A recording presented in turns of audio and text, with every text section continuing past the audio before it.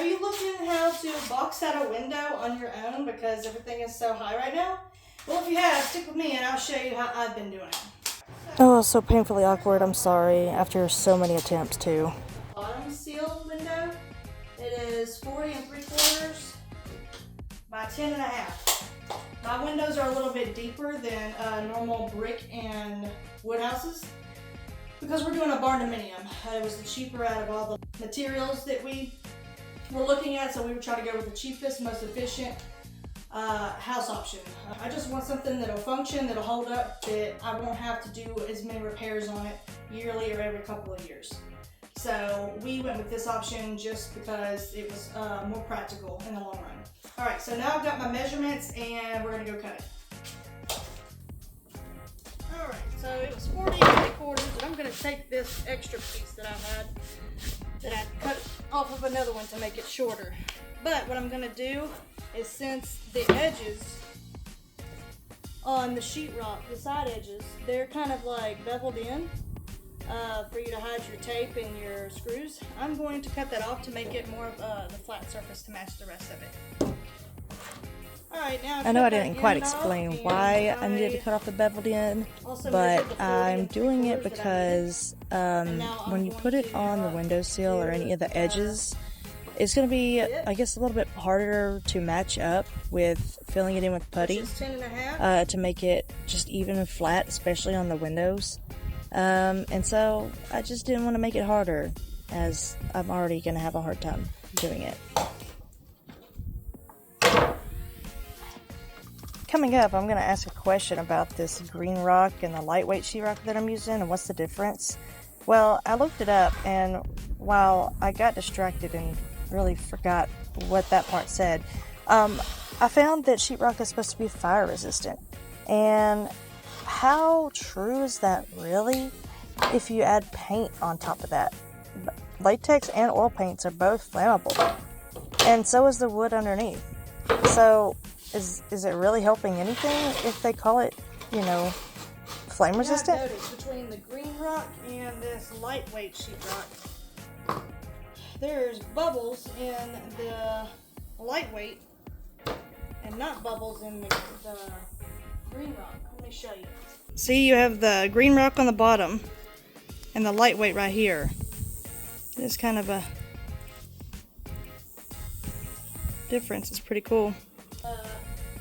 The green rock, the green rock's the mold resistant. I don't know if that's really true or if that's just a selling point to sell it higher. I don't know if it actually works.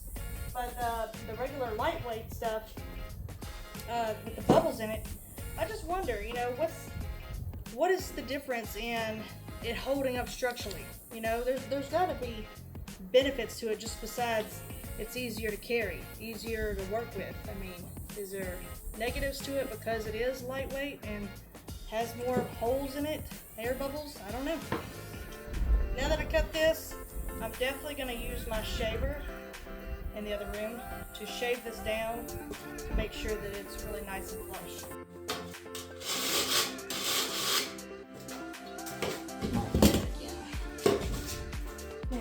Get all this clear, any trash, debris. I'll shave it down to make it even. There we go. Make sure it sits more flush. Alright. I don't know which way to put this.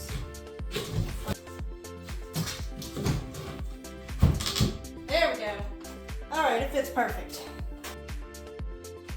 Now that it fits good, I'm going to screw it down. Now remember, I have metal right here and wood right here. So I have regular drywall screws right here. These. And then I have the metal ones.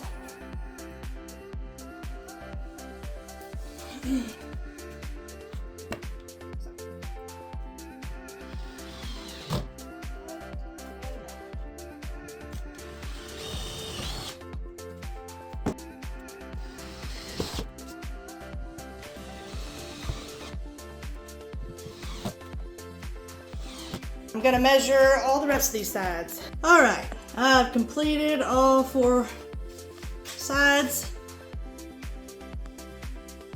of the window box. And now I'll need to just tape it and mud it. And I'll show you what it looks like in here. Now, it's hard to get a clear shot really because I have dust, sanded this a little bit with a hand sander. But you can go through with your tape and mud and join it together.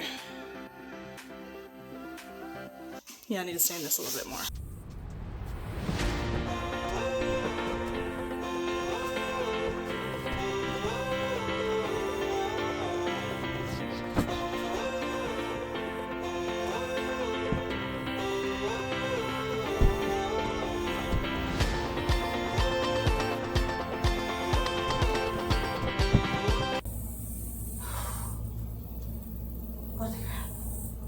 Okay, I need lunch.